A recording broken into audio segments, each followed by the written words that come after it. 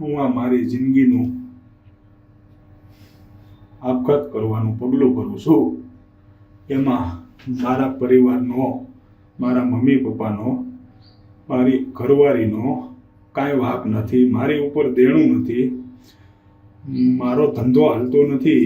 1 વર્ષ થયા. બીજો ધંધો કરવાની મારામાં આવડત નથી. આ ધંધો મારાથી હાલતો નથી. બીજો ધંધો કરવાની તો મારામાં આવડત જ નથી. હું આ અંતિમ પગલું ભરી લઉં છું. મારા છોકરાઓને મારી હારે લેતો જાઉં છું.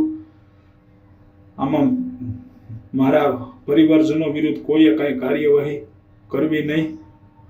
મને 1 વર્ષ થયા, ધંધો હાલતો નથી. 6 મહિના થયા, નીંદર નથી આવતી, જમવું નથી ભાવતું. મારી રીતે મેં બધી ટ્રાય કરી લીધી, પણ મગજ મારો અસ્થિર થઈ ગયો છે. હું ગાંડો થઈ જાઉં એવી પોઝિશન છે.